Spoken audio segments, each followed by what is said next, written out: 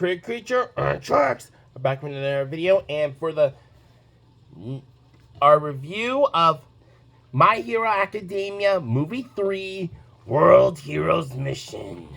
Yep. This is the last movie of Season 5. You watch right after Season 5. And guess what?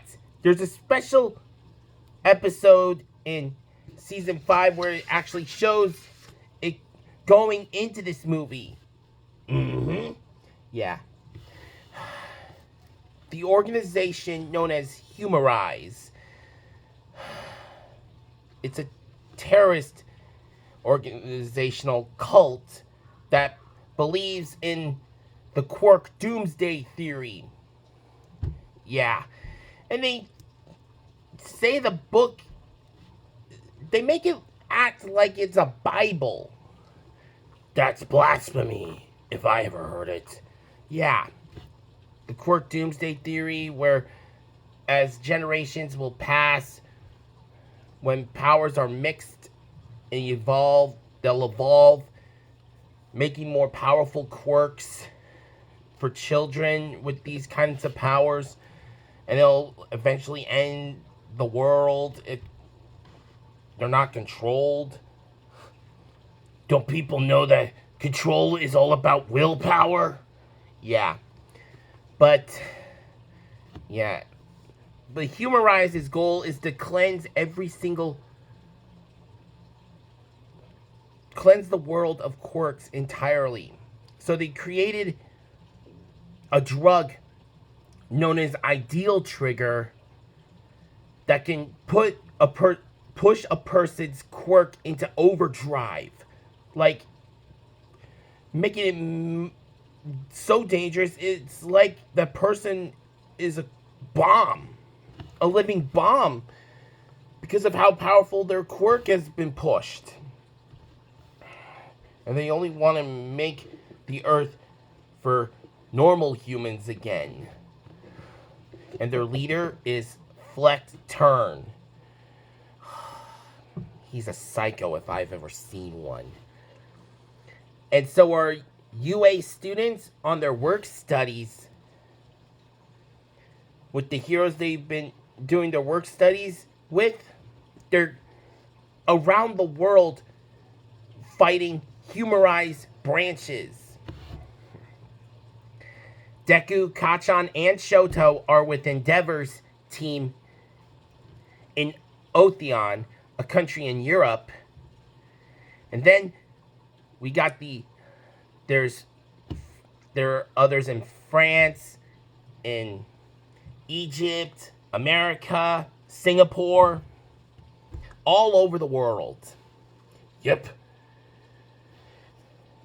So, we also see a lot of other things. Like, after Deku, Kachan, and Shoto stopped a little villain robbery when they were getting groceries. Deku had a little bit of a chase with a guy named Rody Sol. And he is very agile, like parkour level is max. And he's got a little bird with him. And you may not... It's a really weird bird, but it's actually part of his quirk. The bird is his quirk? Yeah. Her name is Pino. Yeah. It's a living quirk. Yeah, it's weird. And Pino, well, her actions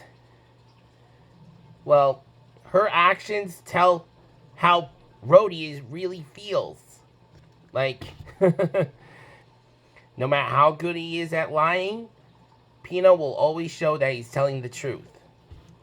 She's like a living lie detector or something. Wow. That's actually pretty cool, not being able to lie. Yeah. And Rody and Deku, they were chased by an agent of Humarise after a little confusion with some cases and stuff. Nothing in there makes it look like Humarise would want something. But a member of Humarise stole something from them in order that made him got chased by a member that has a quirk. What? They have members that have quirks? But why? It's weird. But it's also bad for Deku because he was placed on the wanted list for mass murder. Are you kidding me? Now he is just like Spider-Man. Yep. He has full control of Black Whip and everything. Now he's been blamed for mass murder. But none of his friends believe that. And it turns out that members of the police force are actually Humarise, infiltrated. Oh, that makes a lot of sense. Yeah. So Deku and Rody are on the run from the police and from Humarise. Rody is doing... He wants to keep the world safe. Well, he wants to make a better future for his little brother and sister. Yeah, ever since their dad left them, he's been like the main one to take care of them. Yeah. Well, it turns out their dad went to become a member of Humarise. It's the worst. But other things, it's Deku does all he can to save Rody from other Humarise members that almost killed him. The Arrow Girl and this Oni guy. It's weird. You get to see a lot of different quirks again. A whole organization filled with these guys. Yeah. Well, it turns out after another encounter with the Arrow Girl and this ball and iron ball Gigantifier guy, Deku, Kacchan, and Shoto, and Rody find a puzzle thing that was in a secret compartment in the case that Humarise has been after. Well, it turns out that the thing it was hiding, it was a puzzle that Rody's dad used to gave Rody when he was a kid.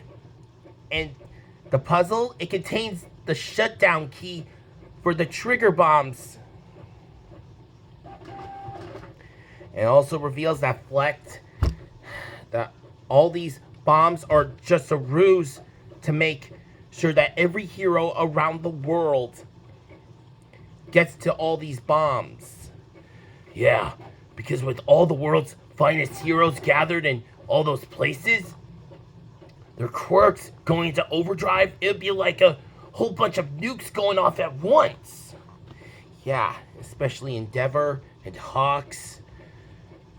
Every pro hero around the world will have their quirks be turned into like natural nuclear bombs. And it's bad. So, it's up to Deku, Kacchan, and Shoto to stop Humarise at their base. And with Rody's help of wanting to be a pilot, yeah, he wants to go. He flies them to Humarise's base,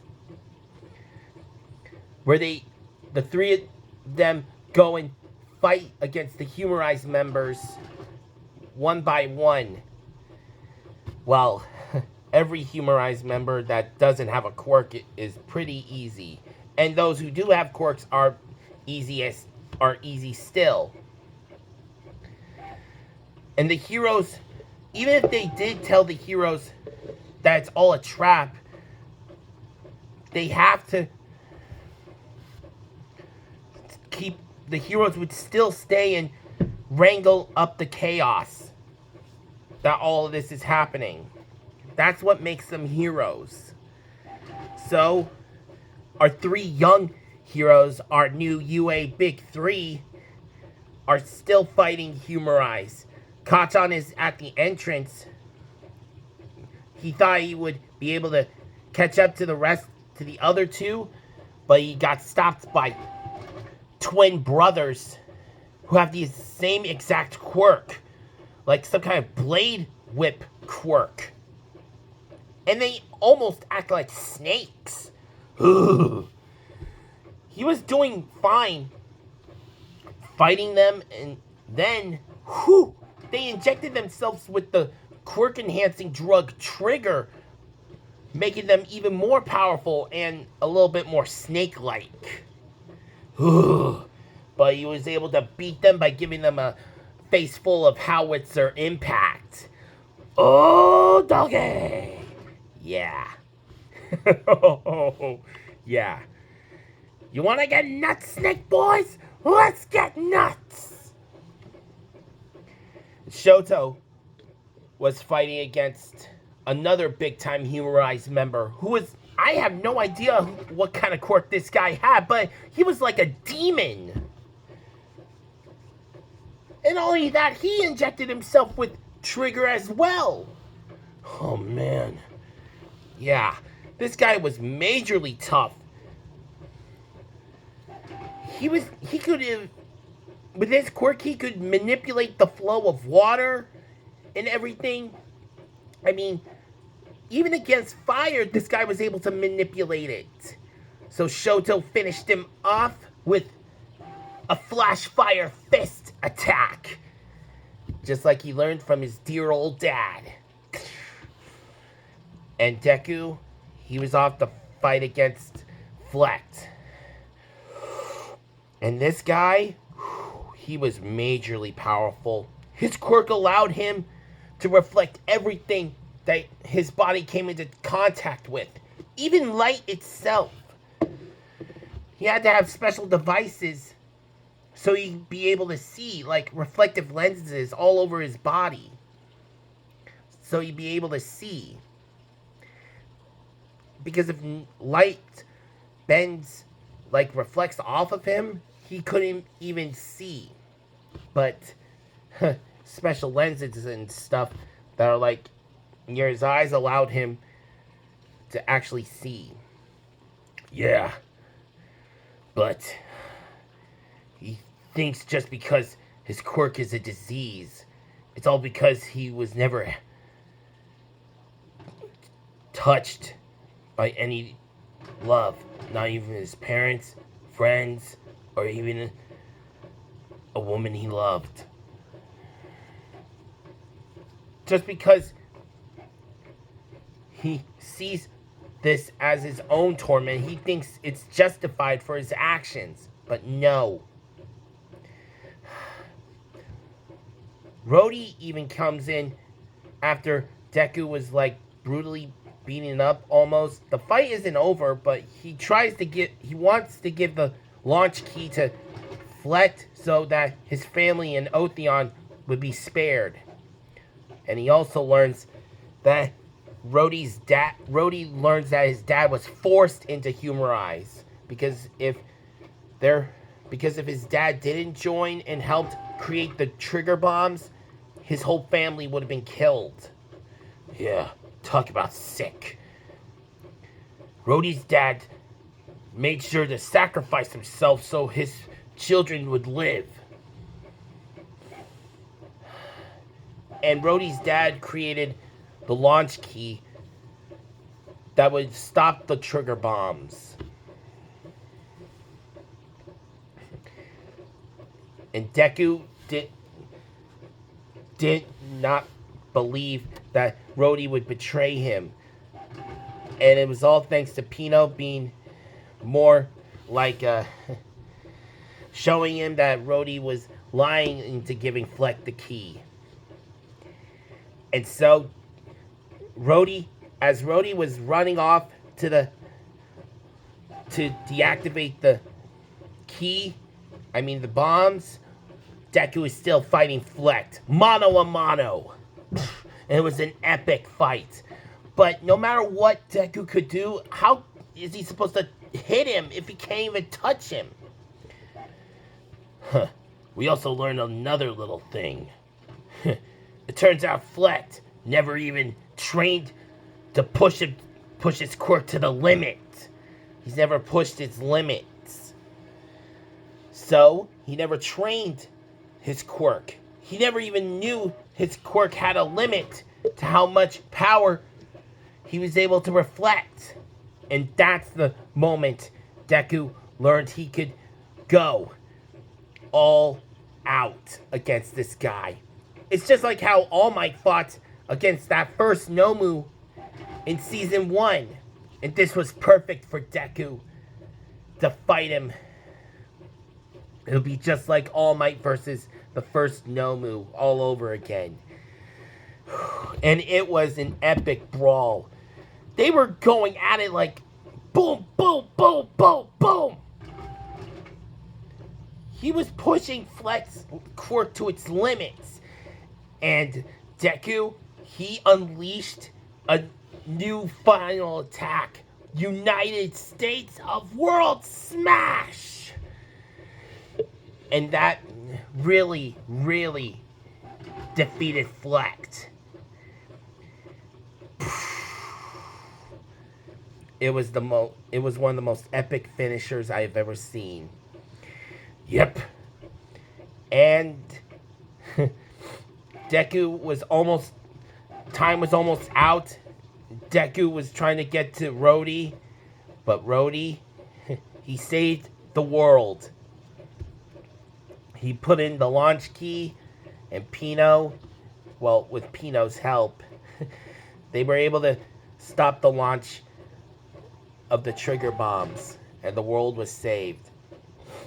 Every Humarise member was sent to prison, and even the ones that infiltrated the police force were put into prison. Rody's siblings were saved, and Deku and Rody were best friends, became best friends from here on out. And Rody was even inspired by Deku to be a better person, not to be a low-life thug anymore. So, he got a legit job and started studying to be an actual pilot. Yep.